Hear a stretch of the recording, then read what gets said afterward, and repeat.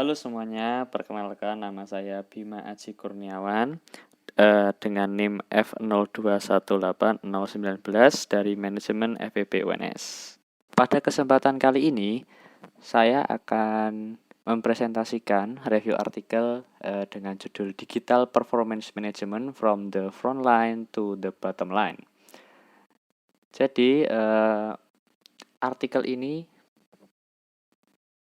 memberitakan tentang teknologi industri 4.0 yang memungkinkan produsen mengintegrasikan manajemen kinerja dari top to down dan juga pemecahan masalah hingga ke bottom up dalam rutinitas bisnis seperti biasa tanpa mengganti sistem mereka pada saat ini.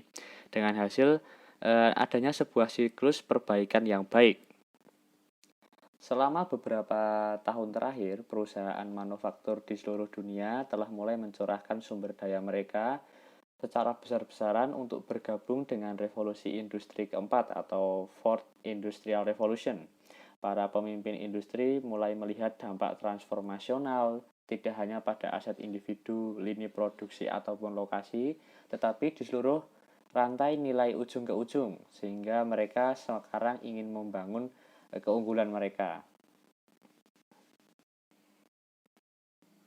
Nah, pada artikel ini dengan tujuan untuk mengembangkan dan juga meningkatkan perspektif mengenai implikasi dari terobosan ini bagi produsen di seluruh industri, ada Mike Coxon dan juga Christian Johnson dari McKinsey. Mereka berdua ini melakukan sebuah wawancara terhadap 3 petinggi daripada perusahaan manufaktur PTC, yang mana ada 3 orang petinggi mereka, yaitu ada Howard Heppelmann, Divisional Vice President dan General Manager for Smart Connected Operation. Lalu ada Craig Melrose, Executive Vice President for Digital Transformation Solution. Lalu ada James Zhang, Vice President Market Development dari PTC. PTC itu apa sih? PTC itu merupakan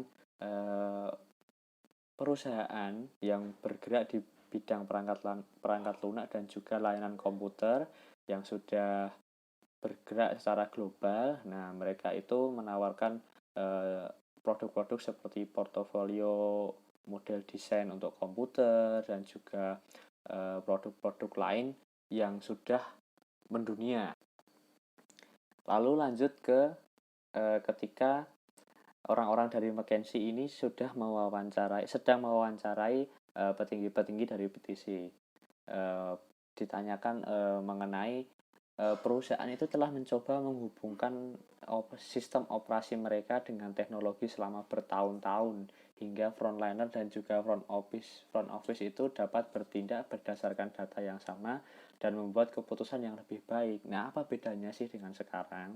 Lalu Howard dari PTC menjawab bahwa sebagian besar perbedaannya hanya ada pada apa yang dapat dilakukan teknologi untuk menjembatani kesenjangan yang sebelumnya tampak tidak dapat diatasi.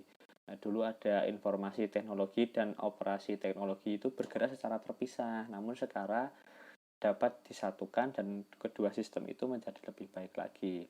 Lalu ditambahi oleh Craig, yaitu seorang pemimpin tim pasti akan tergoda untuk mengatakan, ayo mari kita ganti sistem yang melakukan X dengan yang melakukan setengah X dan setengah Y, lalu berpikir bahwa akan ada kompromi secara efektif menyeimbangkan biaya terhadap nilai dari sistem tersebut. Tapi biasanya yang didapatkan adalah sistem yang bahkan tidak melakukan X maupun Y dengan baik. Dari jawaban tadi terdengar bahwa sepertinya ada gap atau ada kesenjangan di pemahaman dasar yang menyebabkan terjadinya masalah. Dari Howard pun dia berkata, ya memang benar, tapi kami melihat ini dengan cepat berubah karena perusahaan kembali memikirkan tentang arsitektur teknologi informasi mereka dan dengan cepat dapat meningkatkan arsitektur tersebut menjadi hal yang lebih luas dan lebih baik lagi, sehingga banyak hambatan budaya di bidang manufaktur yang mulai melemah. James Zhang juga bilang bahwa perusahaan itu berjuang untuk mengakomodasi berbagai mesin operasi yang berbeda untuk menjadi satu sama lain dan yang perlu dihubungkan bersama dengan sistem TI. Keindahannya di industri 4.0 ini adalah teknologi digital ini mereka dirancang untuk menjawab dengan tepat tantangan tersebut. Dari McKinsey kemudian menanggapi kembali, nah ini praktiknya itu seperti apa?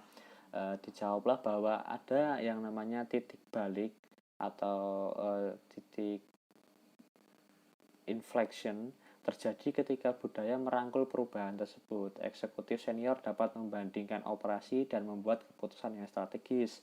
Manajer menengah dapat membuat pilihan yang lebih baik untuk mencapai produktivitas yang bahkan lebih tinggi lagi.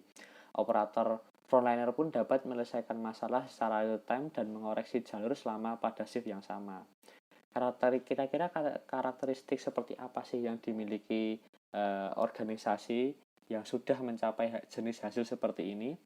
Dijawablah bahwa perusahaan yang berhasil adalah perusahaan yang telah mengetahui hubungan antara kasus penggunaan dan juga dampaknya seperti apa, sehingga mereka menerapkan teknologi ke dalam jaringan produksi mereka. Ini merupakan pendekatan use case first. Setelah perusahaan mencapai skala tersebut, akan ada hambatan besar selanjutnya, yaitu menerjemahkan hasil operasional yang sudah ditarget oleh tim transformasi digital menjadi hasil keuangan yang dapat dipahami dengan mudah. Nah, menurut Craig, saat ini perusahaan itu seringkali menghabiskan lebih banyak waktu untuk mencoba mencari tahu dan menemukan masalah daripada mencoba memperbaiki masalah tersebut. Terus menjadi timbul pertanyaan, ketika sudah seperti itu, bukankah manajer tingkat menengah menghadapi peran yang lebih menantang, lebih challenging, dan peran yang semakin sulit? Kira-kira apa yang dapat dilakukan dari petinggi dari perusahaan untuk menenangkan hati mereka? Lalu dijelaskan bahwa biasanya manajer menengah itu mulai bersikap skeptis. Mereka perlu untuk melihat sendiri bagaimana hal itu dapat membantu mereka memecahkan masalah kronis yang kompleks, terutama yang terjadi banyak di bagian bisnis. Nah, selain itu, apa sih yang bisa dilakukan? Salah satu solusi yang dapat ditawarkan yaitu dengan melakukan transparansi, di mana dengan menyediakan data yang transparan dan juga real time di seluruh organisasi, manajemen kinerja digital ini dapat mengisi celah-celah yang ada pada sistem. Pada akhirnya, manajer dapat menetapkan rencana ambisius mereka tentang bagaimana manajemen kinerja digital ini dapat meningkatkan operasi mereka menjadi lebih efektif dan efisien lagi. Untuk sistem ini, kendalanya bisa dapat berupa 3 hal, yaitu data yang sudah usang, data yang tidak real time, dan juga transparansi tersebut malah bisa menjadi ancaman.